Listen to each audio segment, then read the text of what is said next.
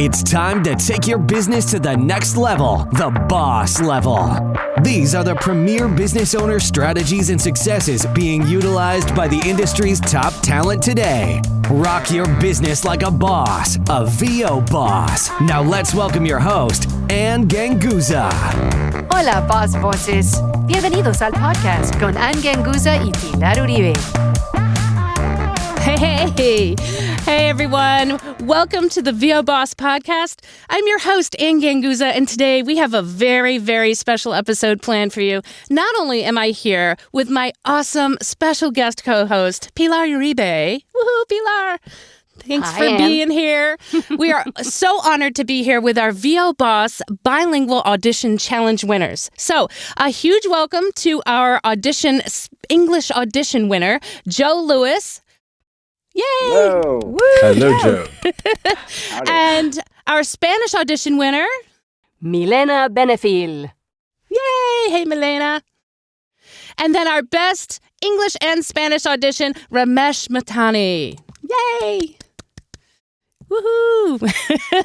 So, first of all, congratulations, everybody, on your wins. Thank you. Thank you. Gracias. It's Gracias. very exciting. I mean, for those bosses that are just joining us and have not joined us before now, Pilar and I ran a bilingual audition challenge contest, which featured a Toyota commercial in both English and Spanish. And this was about, I'm going to say 3 to 4 weeks ago.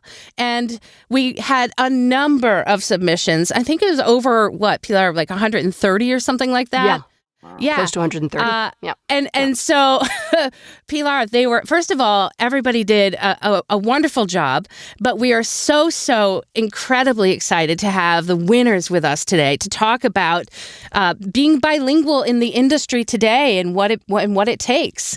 So, let's start with our English winner, Mr. Joe Lewis. Yay, Joe. Joe, tell us a little bit about yourself, and then I want to play your winning audition. Okay. Well, thank you for having me here. First of all, it's great to be with you all. I am a bilingual voiceover and voice actor. Born in the U.S., Spanish father, American mother, and basically I've been back and forth from the States to Spain, and from Spain to the States at different points of my life, and it's been a trip or several trips. You learn to adapt where you are, and you do as the Romans do, and you learn a lot of stuff because you have to leverage 2 cultures, 2 languages. It's a thing. Yeah, absolutely. So, first of all, let's play your winning audition, and I want to tell you a little bit about the specs. Our specs indicated that the voice should be confident, knowledgeable, optimistic, never take themselves too seriously, but at the same time, never come off as sarcastic either. Warm, human, down-to-earth, playful, spontaneous, conversational, relatable, and above all else, right? Nothing that is typical commercial-sounding movie trailer or announcery at all. So, All the things. All In the other things. words, the kitchen sink. all the things. And I want to give a big shout out to the Queen Bee herself, Liz Atherton and Cast Voices for sponsoring this contest and offering our winners a year pro membership to Cast Voices. You guys, castvoices.com, go and get yourself an account. Liz is amazing and always has the voice talents backs. I'll tell you what, she's amazing. So thank you, Liz, for that. So let's go ahead and play the warm, human, down-to-earth, playful, not typical commercial-sounding movie trailer or announcery English winning submission by Joe. Here we go. Beep, beep. That is the sound of me signaling that this is a car commercial while being considerate of the fact that you may be on the road. It's exactly this kind of consideration that lets you know you can trust Toyota and our all-new 2022 Highlander SUV to get you where you need to be faster and more reliably. Beep, beep, beep, beep, beep. Oops, sorry. I think my burrito's done. I love it. I think So that good. I think that really, took every single spec into consideration. Joe, did you have any particular, strategy when you were doing this audition, or what is it that you do to prepare for an audition? Because that was really just, we had so many submissions, but yours just kind of really stood out from the get-go. Well, thank you so much for that. I really appreciate it. As far as strategy, if it's automotive, I take it extra seriously because it's a big genre. So no matter what it is, even if it's a dealership, it could turn into a long-term gig. So you take it seriously. It's always a challenge to see if it's a soft sell or if it's a harder sell, more promotional. At the same time, as you say, there's a lot to consider in the styles or the trends that we work with today, which are very different from 10, 15, 20 years ago. And that's as far as in general, or as far as English. As far as Spanish, obviously, my origin is Castilian Spanish from Spain, so knowing that this would be for the American market, I tried to modulate that and go to a more neutral read, and taking the specs into consideration as much as I could, and have fun with it. Yeah. I think that's so important. Yeah, that you have fun with it. Pilar, comments one of the about why things- we love Joe so much. Yeah, and listening to it again, I think what I really liked about it, this is probably not the right word. It wasn't folksy, but I really felt like I was listening to you. And I was listening to a real person rather than somebody reading it. And just the small pauses, the little giggle. There were some amazing entries, but what I found so interesting about yours was that you had this attitude from the beginning. You weren't serious, and then you went to the, like the punchline. You had this sort of upbeat throughout the entire read, which really gave it. Oh, that's what really stood out for me. Yeah. Really a warm smile, I think, overall. I just felt like we were just, longtime friends, which we are. But listening to you, I felt like we were. And that it really, really stood out from the beginning. So congratulations, Joe, again. Thank you so much on that. I appreciate it. So on to our winner in the Spanish division. Milena, let's tell us a little bit about yourself and where you're located and your VO journey so far. All right. Well, saludos. Hola. Hi. Milena Benefiel. I am currently located in Orlando, near Orlando, Florida. I am the first generation born here in the U.S. Both of my parents came over from Cartagena, Colombia. Woohoo! And they insisted that I learn Spanish as a child, and I never understood why. Why would I ever need this other language? And look at me now, right? My background was actually in television. I worked part-time as a TV host for a Telemundo affiliate in Spanish and did a lot of commercial acting while also being an ER nurse and ICU nurse. I came from entrepreneurial parents who had multiple careers, multiple jobs because they had to, right? Coming from another country. So I don't know how to not have too much on my plate. So this was kind of my side hustle. And after COVID, I took it from part-time to full-time. I was kind of burnt out in the hospital. And yeah, I had the ability to go from sounding very middle America English, as you can hear in my accent, to speaking un español muy neutral. O sea, no sabes de dónde soy. Speaking in a Spanish that's very neutral. It kind of like people are like, are you Colombian or Cuban or from where? So I've been very fortunate in that I've been able to provide both sides for my clients. So it's been a really fun journey. Yeah. Let's have a listen to the winning entry. Here we go. Milena Benefiel.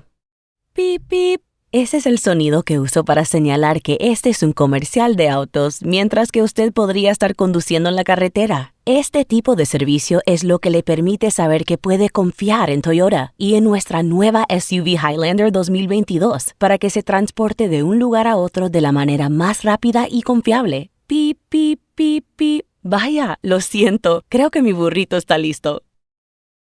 Yay! Super. Congratulations again. Such a wonderful, warm sound. That's what I really got. And I love how when we said have fun, with this, or let's, somebody that doesn't take themselves too seriously, I really felt that in the places where you could, it opened up to have fun, the more conversational, like, oops, I think my burrito's done. I love the way that you guys, brought life to that and brought fun to that. That wasn't even as expected. Pilar, your thoughts? You had me from the beginning. Milena, this was, to me, displayed so much warmth and reassurance. Yeah. I felt like when I listened to it, you're taking me by the hand and you're reassuring me as a consumer that it's going to be okay. And it's like, oh yeah, I'll do whatever she says. Mm-hmm. So that's what I got from Wow. this read. It was really, it was a really good read. You got me. Oh my goodness. Thank you so much. I am so grateful for that feedback. That's kind of my MO when it comes to anything that I do in VO. I want to be warm and caring and reassuring. That's kind of my thing. Mm-hmm. So that you heard that feels so good because it makes me feel like, wow, okay, I'm doing what I'm supposed to do. So thank you so much. I want to kind of tag on to what Pilar said. Like, for me, I do not speak Spanish, but I could hear the story. Which for me, if I listen, I could hear your story in there. And when we talk about trusting Toyota, I felt that. And I really felt that you took the words beyond just what was on the page and really you were in the scene. And like I said, for me to not even speak Spanish, but to listen and to be able to hear your storytelling, I thought that was just really wonderful. So, yeah. Wow. Thank you so much. Such a huge compliment from two women that I admire very much. So this is a very surreal moment for me. So thank you so much. Well deserved. Well deserved. Thank you. Okay. So on to our English-Spanish combination winner, Ramesh Mahtani. Yay, congratulations. Ramesh, tell us a little bit. Yeah, tell us a little bit about yourself and your journey. Yeah, well, I suppose most of us over here, very, very varied background. I mean, I was born in Karachi, Pakistan, to Indian parents who perhaps were a bit disgruntled with the way things were going out over there, and they decided to move to the Canary Islands. Why? I have no idea. But that takes me back to when I was about 4. So I came over here to the islands speaking a combination of Sindhi, of Hindi, of Urdu. Of course, I had to learn Spanish rather quickly, and my parents always wanted me to speak English because they knew that English is the lingua franca and you wouldn't get anywhere in the world without it. So I grew up in an American school over here in the Canaries. Then I was shipped off to a horrible concentration camp sort of boarding school in England, which was a nightmare. I spent 4 long, miserable years there, which is, I suppose, where I picked up the sort of vestige of an English accent. And then I went to America to do my university degree, which was a lot of fun. And I saw what the real world was like. And I didn't, I suppose, switch on to the American accent because whoever I spoke to were like, oh my God, your accent's so cool. Where are you from? I'm like, well, I'm originally from India. Oh my God, keep on speaking. We just love your accent. So, no, I didn't pick up an American accent. I suppose I just veered towards what I call international or neutral. Mm-hmm. So that's my story. And in voice, I've always played around with my voice. I love switching accents between, I speak to my parents with a bit of, my mum, my father passed away with an Indian accent. So it changes depending who I talk to. If it is very strong Indian community, well, it becomes Indian. Otherwise, it's what I speak now. And then, of course, in Spanish and English and French and all these sort of, weird voices going on in my head. It was but natural that I followed a voiceover career. So that's what brings me here today, basically. Wow. Well, now you did something interesting with your auditions. You did 2 takes for both English and Spanish. And so one of the things that stood out to Pilar and I were the fact that you did 2 different takes for each. And so let's go ahead and play. Now, I'm going to click on this one. I'm not sure if this is the English or the Spanish, so hang on one second, because the name is long, so it's kind of running off my little table here. So let's just take a while. It could be either one. Let's put it that way. This is Ramesh Mahtani. Beep, beep. That's the sound of me signaling that this is a car commercial while being considerate of the fact that you may be on the road. It's exactly this kind of consideration that lets you know you can trust Toyota and all our new 2022 Highlander SUV to get you where you need to be faster and more reliably. Beep, beep, beep, beep, beep, beep, beep, beep. Oops, sorry. I think my burrito is done. Beep, beep. That's the sound of me signaling that this is a car commercial while being considerate of the fact that you may be on the road. It's exactly this kind of consideration that lets you know you can trust Toyota and all our new 2022 Highlander SUV to get you where you need to be faster and more reliably. Beep, beep, beep, beep, beep, beep, beep. Oops, sorry. I think my burrito's done. I love it. I want to just make some comments before we play your Spanish entry. I thought, first of all, you had two completely different takes, and now I understand where the accent came from because you were living in the UK. So I get that now. I was not aware of that. But I really loved it because it really wasn't something that felt to me like it was obviously forced or something that wasn't natural to you. And the fact that you did completely different reads shows just some tremendous acting ability, which I think is any good casting director that can hear that knows immediately, that they would be able to direct you to do anything, really. And so that I thought was really strong about your English entry. And I also liked, you had a different reaction and a different emotion about the burrito, which stood out to me, and it's just, even though it was like a nuanced change, you're like, oh, I think my burrito's done, or, oh, I think my burrito's done. It really lent a lot to the different reads and the different aspects and the showcasing of your acting abilities. Pilar? Yeah, I felt like you were talking to two different people in the two different reads, and that was really significant. And it's funny because I didn't realize it, but they were two different accents. And I was like, they sound so different. And it's like, oh yeah, duh, because he's so versatile. And that also colored the read because one was a little bit more businesslike. The other one was a little bit sort of more off the cuff, more warm. And so it was really interesting to see them, together, but they are very different reads. So yeah, it's great. Well, thank you. Thank you very much. I suppose one of the underlying elements is that I try and make sure that I'm not trying to sell, in this case, sell the car, but just tell the story, as is something that we often talk about in voiceover direction.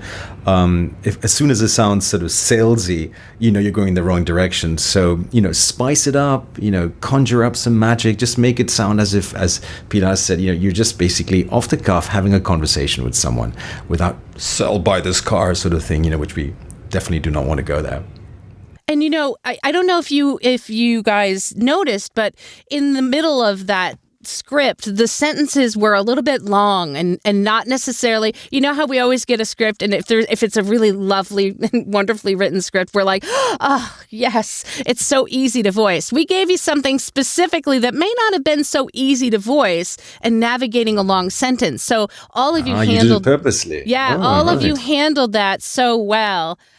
So kudos on that. I mean, I'm used to doing that because I do a lot of long format narration, and when I am coaching my students, there's always unwieldy sentences, and to make it sound truly conversational and as if you're talking to one person or talking to us, you gotta know your rhythm. You gotta kind of you gotta put yourself in the scene and understand where those pauses, where Absolutely. The commas are, even if they Natural don't pauses, exist. yeah. Exactly. I realized, I thought, my gosh, who's written this? Because it was a part where it got really wordy, and I thought, you have to navigate that. Yeah. Those were the traps. Yes, I mean, none of you fell into we are it. teachers. Yes, exactly. Yes, always a teacher. Just saying. So congratulations. All right, so let's play the Spanish entry, which again was another. You did two reads, which were different. So here we go. Soy Ramesh Mahtani. Beep, beep. Este es el sonido que uso para señalar que este es un comercial de autos mientras que usted podría estar conduciendo en la carretera. Este tipo de servicio es lo que le permite saber que puede confiar en Toyota y en nuestra nueva SUV Highlander 2022 para que se transporte de un lugar a otro de la manera más rápida y confiable. Bip, bip, bip, bip, bip, bip, bip. Vaya, lo siento, creo que mi burrito está listo. Bip, bip. Ese es el sonido que uso para señalar que este es un comercial de autos mientras que usted podría estar conduciendo en la carretera. Este tipo de servicio es lo que le permite saber que puede confiar en Toyota y en nuestra nueva SUV Highlander 2022 para que se transporte de un lugar a otro de la manera más rápida y confiable. Bip, bip, bip, bip, bip, bip, bip, bip. Vaya, lo siento. Creo que mi burrito está listo. Yay! One thing I suppose what I'll just caveat the accent there. I mean, I like Joe, I live in Spain, and sometimes if my client's in mainland Spain, I would do a Castilian accent, but I put on a sort of neutral and general Latin American accent for those, which is similar to the Canarian accent. Yeah. I was going to just ask you about that. And one thing that I wanted to point out, which I thought was super strategic, because you did the 2 takes, you immediately went into your second take to call the attention of, like, if I was listening, because Pilar and I listened like, oh my gosh, I think it took us a weekend, right? At least one after the other, the other. Several times too. Exactly. And the fact that, you didn't, even though I didn't know you were having 2 takes, immediately going into that second take was like brilliant because I didn't stop listening. I was just getting ready. Okay, he's finished. Oh, no, here he comes with the next one, which I thought was really strategic. And I think if I know you, Ramesh, that was on purpose. What otherwise would have been the alternative to have said? No, most take people one? Most people leave a space. A lot of space. Yeah. And you don't let the listener down for a second, so they have to keep. Right. There's no lag time, and that is brilliant. Okay. I mean, I'm using that in my auditions now as well. Because that I usually call it out. I've always done it that way. I mean, I seldom send off an audition unless I do 2. I usually always do 2 takes, and I just do them back to back. So as you said, so they don't have a chance to hit the next button. Yeah, I typically call it out in my slate if I'm going to do 2 takes, which for most auditions I would do 2. Yeah, but I like this. You give them no choice. Give them no choice. I love it. Right. You just go right into it. I love it. And you went right into that second character too, which, I thought was great for that. Now, did you have a strategy, English versus Spanish? I know you just mentioned that you did more of a neutral Spanish. What was your strategy for those 2 different reads? For the 2 Spanish reads? Just variation, really. I mean, I would loathe for them to sound similar, so that the director would have said, this guy's obviously doing reading the same thing twice in the same way. I just do not want to fall in that trap. So whatever I could do to spice it up or color it to just make them sound different and believable, relatable and conversational, keeping away from the salesy. For me, that's So then let me ask you, what's happening in your brain? What's happening? What's the process? Are you putting yourself in a different scene maybe? I'm speaking to I've got a different audience. I've got a different audience, and I'm somebody else. So either I'm a young, sort of rich, youthful sort of business dude, or I'm an older person just wanting to sort of have a nice car. So my whole persona changes. Maybe it helps being a Gemini. I can switch from one personality to the other. But yeah, definitely, I've got to change the audience and change the speaker, both of them. Oh, good. That's a really good tip. I like that. Yeah. I've always changed the scene. But not necessarily who I was, because I always want to be conversational and tell the story and not be salesy as well. But I never thought about changing, let's say, maybe I'm a younger Anne, which would be nice. I guess your voice can be as young as you want to be. That's it. There you go. Yeah.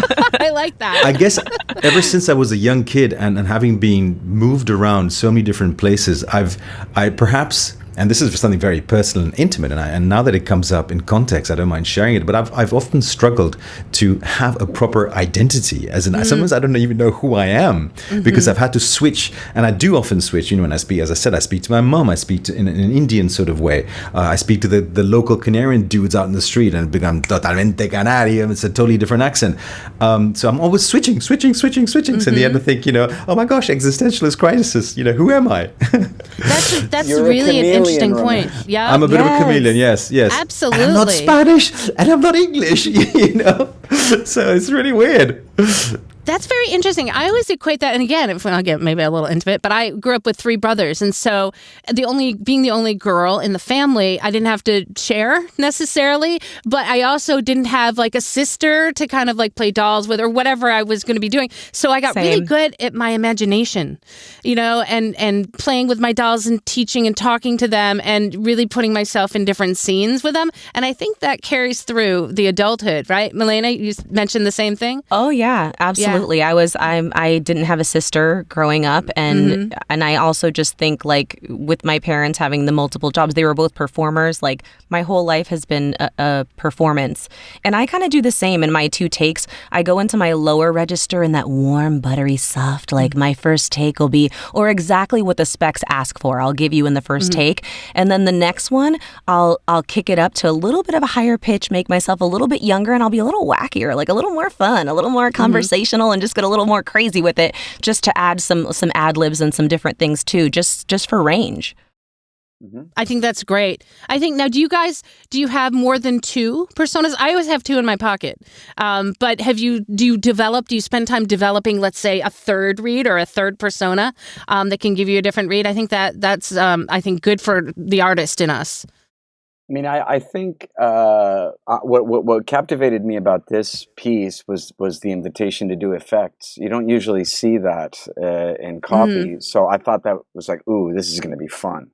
Yeah. And then I tried to add layers, do several takes and sort of warm up, and then listen to them and see if I can be sprinkling or adding something. But I do agree that when you kick into another language, it's another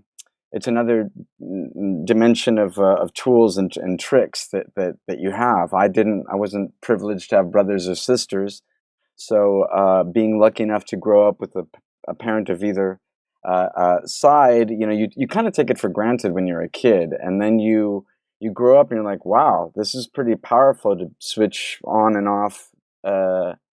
Switch the languages, with all the cultural and the contextual things that come along with each particular one, right? So I totally there with Ramesh on the strange dichotomy that happens and not really knowing who you are or when. It's the what Secret Service did you say you work for again?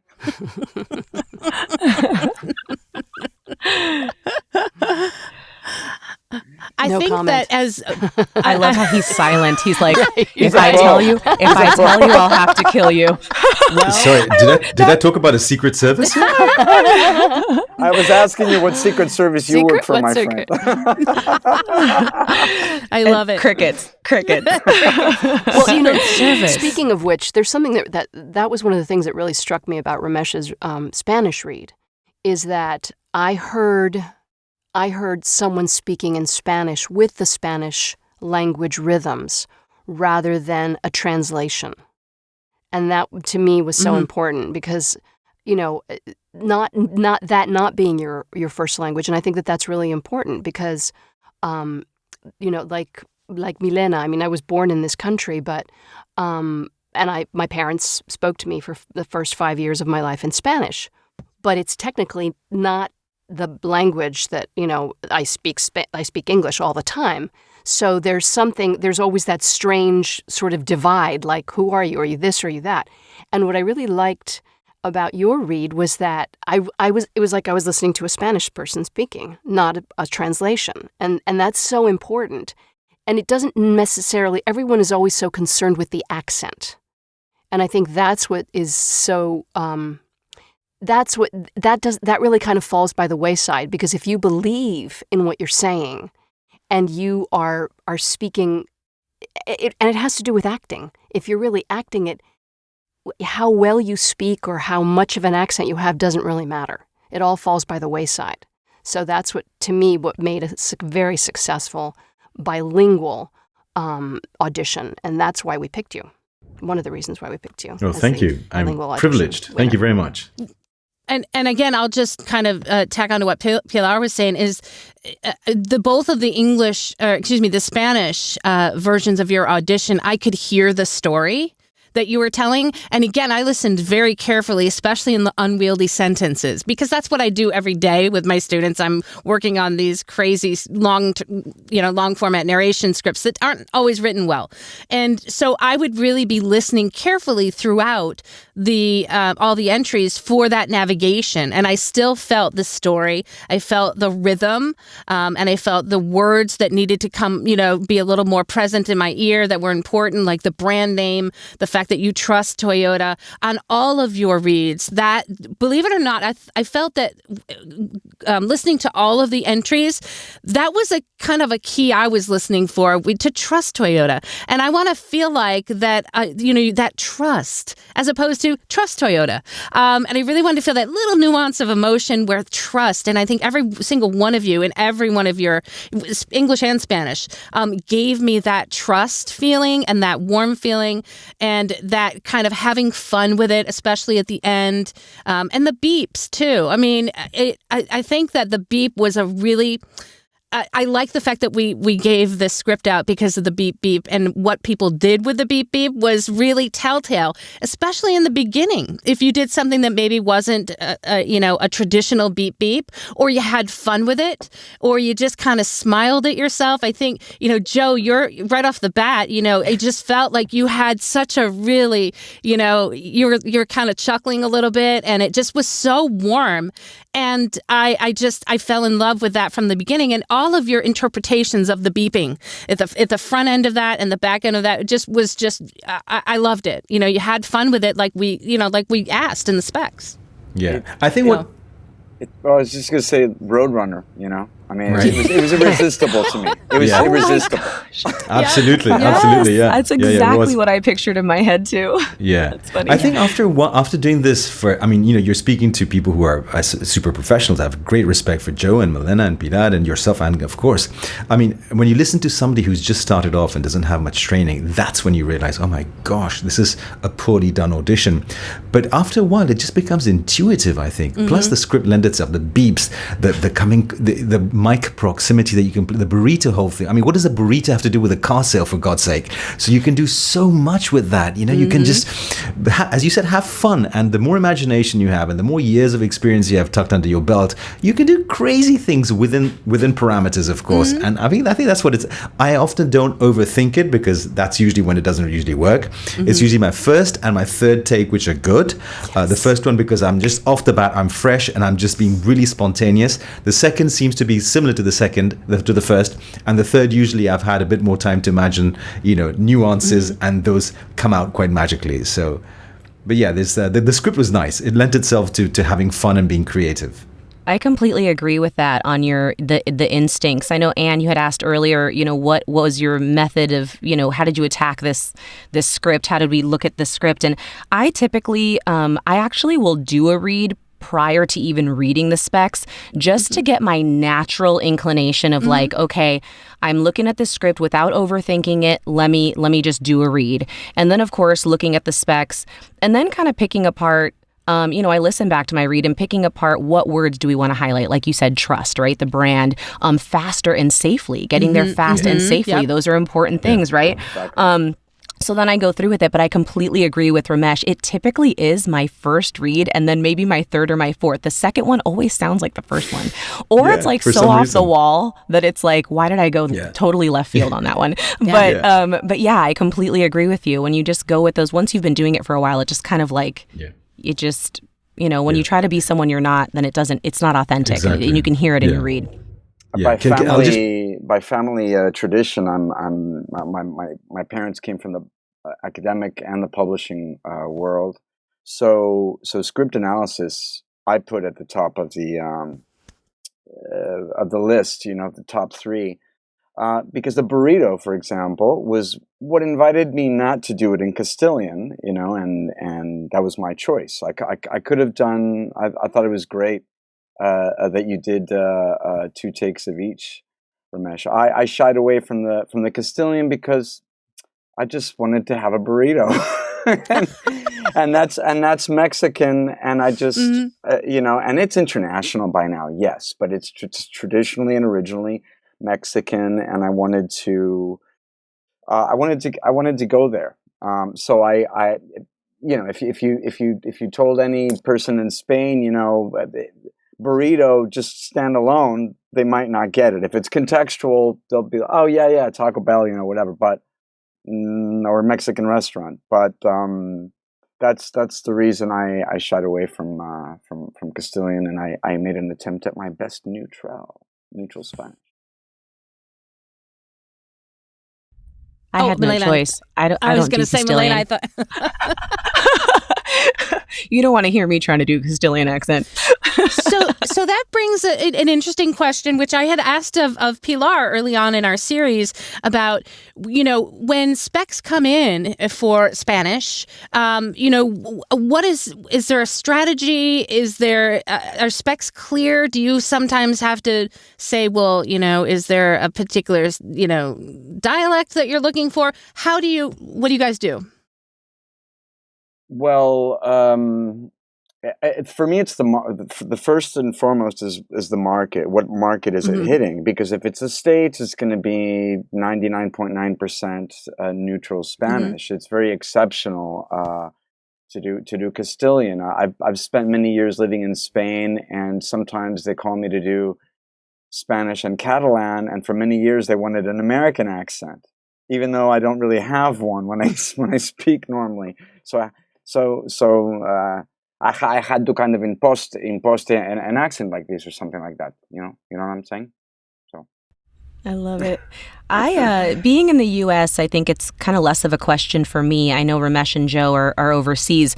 For me here in the U.S., typically my specs are always going to say either neutral Spanish or Latin Spanish, Latin American Spanish. That's 99%. I think I have gotten a couple auditions that have asked for Catalan or Castilian Spanish, and it's very rare, but I am pretty upfront with them that I'm like, you're not going to be happy with my read if you want me to try to pull one of those off. But yeah, I think for me over here in the States, it's almost always is going to be a neutral or Latin American Spanish, which is what I do, and I can put a little bit more of that paisa, Colombian accent on it if they're asking specifically for Latin American. But yeah. I've had a very strange situation with many of my castings in Spanish. I've booked jobs, and then they come to me and say, "You're not Spanish, are you?" They said, "You sound very Spanish, but by your name, we had doubts." And a few times they're brave enough to say that. They're like, "Your name sounds Indian or Pakistani." I'm like, "Well, it is. What you want to do about it, huh?" I mean, what you want? What you booked me, you like my audition, but are you just curious? You just want to start a conversation over here? And I struggle with that. And the same thing with my English. They're like, "Oh, this guy's Indian. He doesn't have a proper English accent." I'm like, well, so I stopped trying to be very British at one point. I said, well, I'm international English. What can I say? Yes, I'm Indian. I could change my name. And at one point I tried to go off as Robert Martin, but I thought it just sucked. No, you should be Pepe Matani. Pepe Matani de las Islas Canarias, jolines, por favor. So that's another sort of strange one. But like Joe as well, I also do a lot of times they ask you to do Espanol with the English accent, so you have to do what the client wants, and you hope they're happy. You have to. Yes. Oh without a doubt.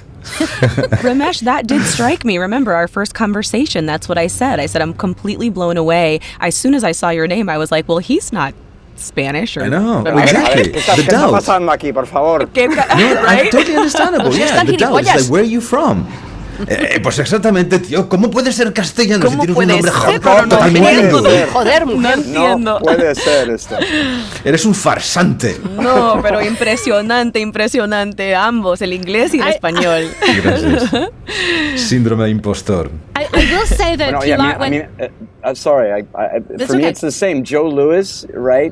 Talking in Spanish. Like, come on, this is. You could be Jose Luis. It's ridiculous, ain't it? Jose Luis. Pepe Luis.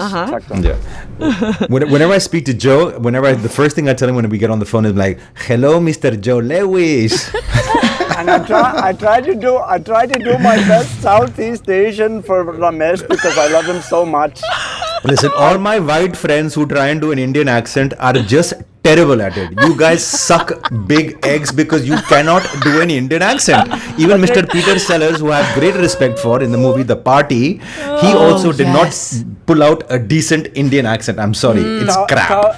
1,000 apologies, but your apologies accepted, my dear friend. With love. I do this with love. We can joke around. We can joke around because we are good friends, but your Indian accent, I'm sorry, is not very convincing. Totally agreed. Oh my goodness. Well, you guys. Friends don't let friends go around with terrible accents. There you go. Precisely. So I want to ask each of you, what would be your best tip? Like, how do you market yourself as like people that are coming in to the industry now, if they're bilingual? What best tips can you give us to market yourself as a bilingual voice talent? Who wants to take that first? Mr. Joe Lewis, please go first. I've spent many years trying to perfect both. Equate both, have them at the same level, both languages. There's a thing of responsibility. That's a big R word, responsibility. And this was instilled through my parents directly and indirectly. So I was very lucky with that. It all went astray when a number of years ago I started to get requests from clients to do accents that are not my natural accents. Wait, are you sure? I'm like, yes, no, please. And then you do it and they love it. And like, well, maybe this is a thing. Maybe there's something here. Maybe it's a thing. And so you can never sleep in your laurels. You can never get too comfortable. You can never get too overconfident, because it's like music. I come from music. It's ultimately unattainable. You're not going to finish it. Just keep on pumping. That's what you can do. That's my best advice. Keep on pumping. Mm-hmm. I guess before this interview, we talked about this a little bit. I actually shied away from doing Spanish when I first started, despite me literally being on Telemundo, right? Like having my own segment in Spanish. I always was a little bit insecure about my Spanish, and I would get requests to do things both English and Spanish. And producers kept telling me, like, you've got something here. You've got to do, when you can offer both sides, it's more efficient. It's mutually beneficial for you and the client. You've really got to push this.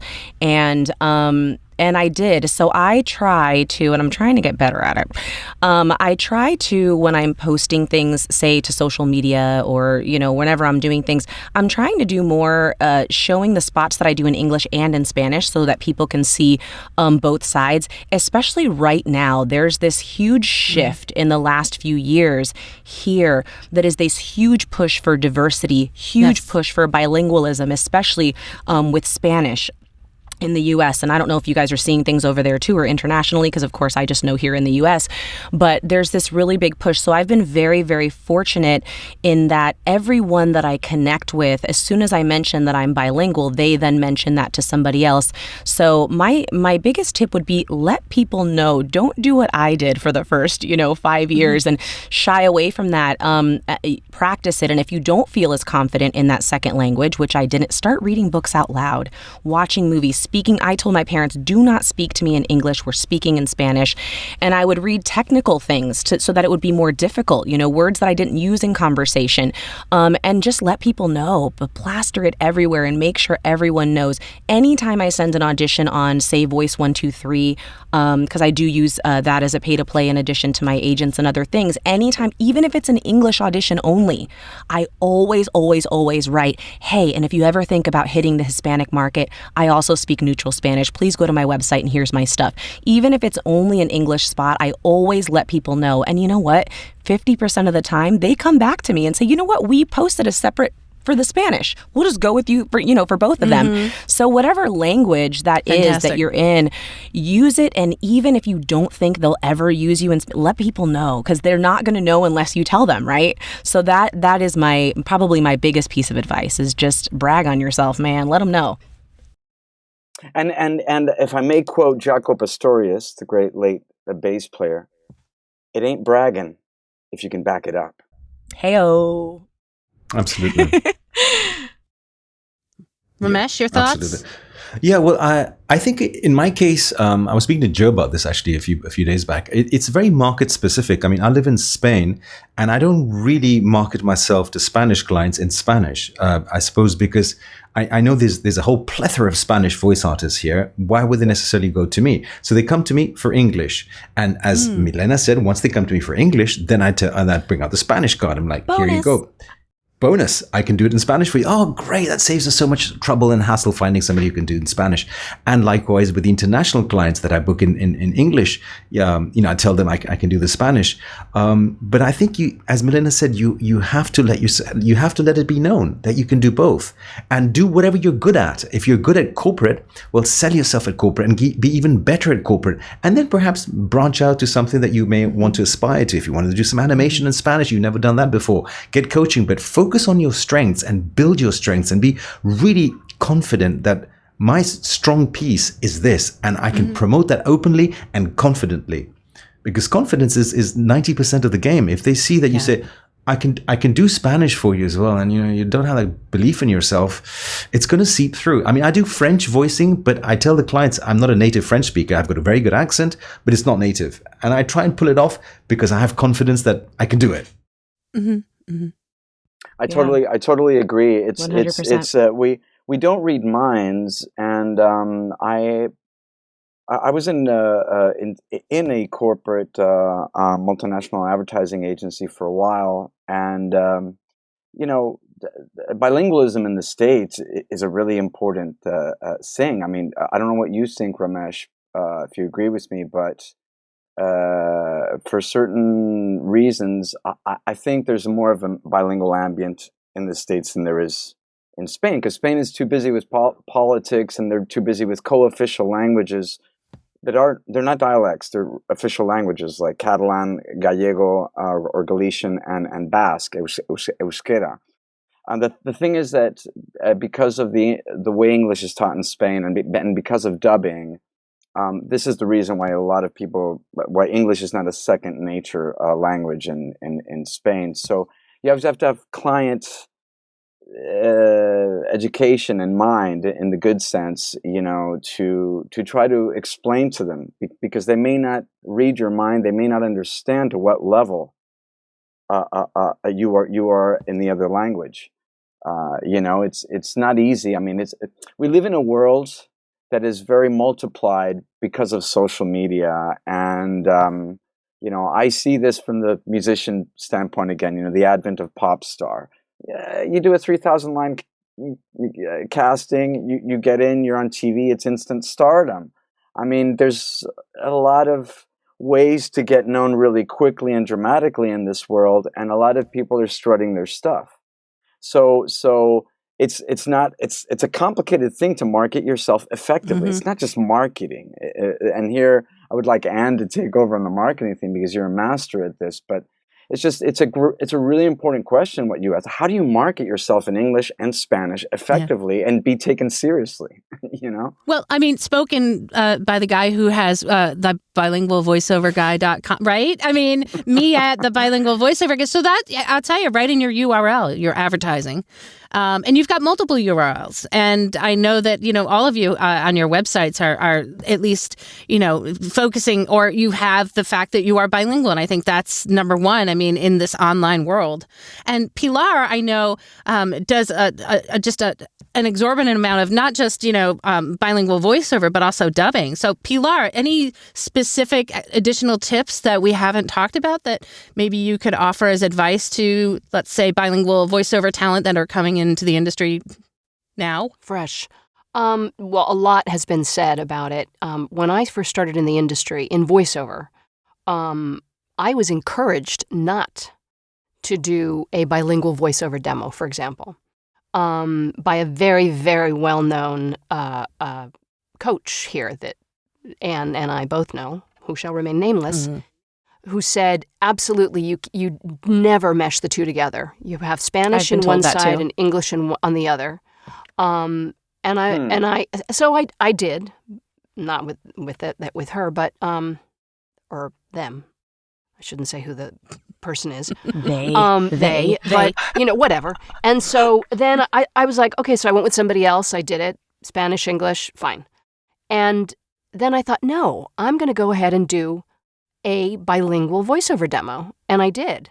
And that is the one that's booked me so many jobs. The other one is really good. The other two that I did, the Spanish and English, and my agents prefer me separating them, so that's fine. But the Spanglish one is what has booked me so many jobs. And so I'm very, for somebody starting out, I think it's just important to keep at it, just to keep putting yourself out there. And also, you never know what the client's going to ask. I find it so hysterical that I get booked for something and so we'll do it in English, we'll do it in Spanish, and then I'll say, well, can you just give us a little accent? I'm like, you're kidding, right? And I don't have an accent in Spanish, I always think I do, but I don't. I know I don't.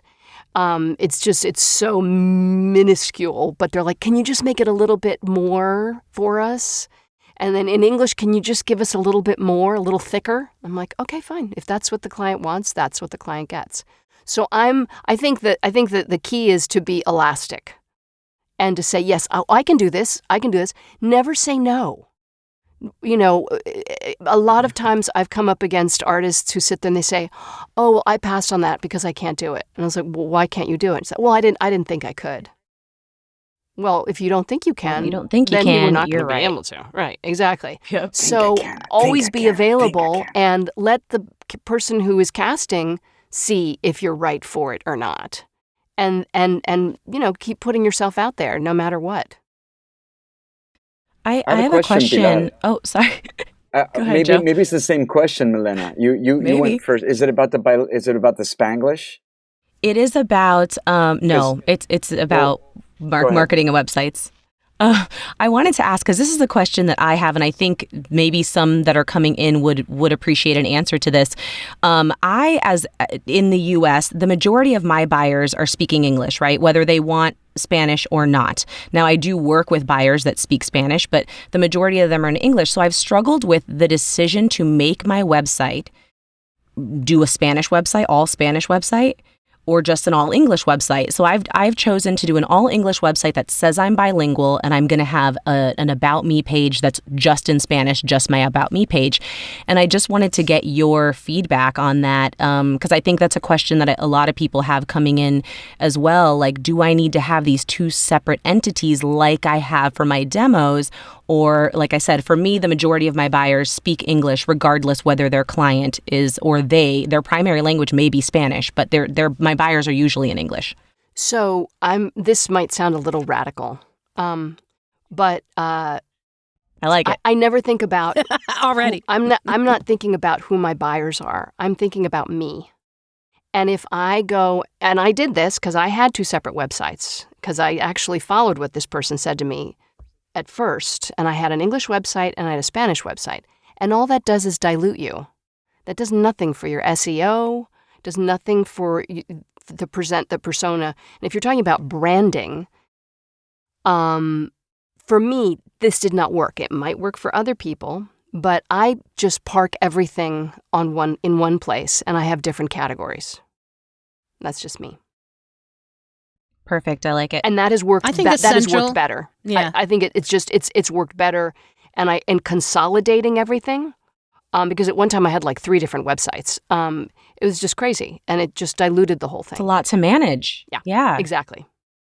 Well, I mean, Milena, you could put a tab. You could have your website in English, and then put a little tab in Spanish, and then they can click, and then they'll go to that same site, and you'll have it all translated into Spanish. What I'm not an expert is in SEO and how it behaves, looking at a site in one language, and if it can complement SEO ratings on the same site. So just because I have the bilingual voiceover guy, but I have Voces Bilingüe, and right now I'm redirecting them. But the idea is to have Voces Bilingüe in Spanish, and then have it linked to the English one. And then Joe, you have a page on the bilingual voiceover guy English that also is translated in Spanish, correct?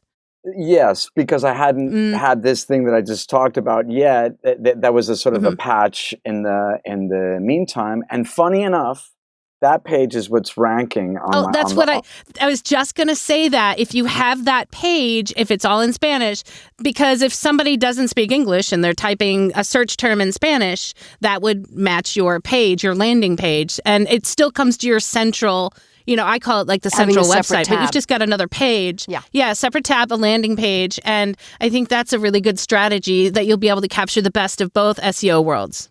Yeah. Yeah. The tab is essential. I mean, yeah, the tab. Yeah, that's no, totally. Anyway, I mean, my thing is work in progress too. But the way I choose to think is that there's 2 billion English speakers, and there's 600,000 Spanish speakers. So that's a market of 2.6 billion for each one of us. And sky's the limit, right? So, Ramesh, how do you work your website? Do you have a special page dedicated? I just have it in English, actually. I think that's definitely something I need to work on to see how I can. But to be absolutely honest, I'm quite happy with the level of work that I've got right now. So, smooth sailing. Yeah, if it ain't broke. I don't want to sound arrogant, but I'm comfortable. So I could perhaps do all these lovely suggestions that you guys have come up with, but perhaps another time. Well, I don't have another language page, but I have literally 4 other genre-specific pages, like websites. So because I specialize in corporate narration, or I specialize in e-learning. So I have the e-learning, elearningvoice.com. I have medical-narration.com, phone voice. And so even though I may not get a ton of activity on those sites, the words on those sites get indexed, and it contributes to my SEO. And each of those sites also maps back to my core site, which I think is my core brand of AnneGanguza.com. In addition to my VO Boss and VO Peeps brands. So I handle That's next probably level 11 marketing. sites. Go to AnneGanguza.com for next level marketing. That's our next job. But yeah, I mean, it just helps to be found, and it kind of just works on its own. And every once in a while, I do have, as a matter of fact, I'm looking to refresh those pages just to make sure they keep generating people pointing at my website.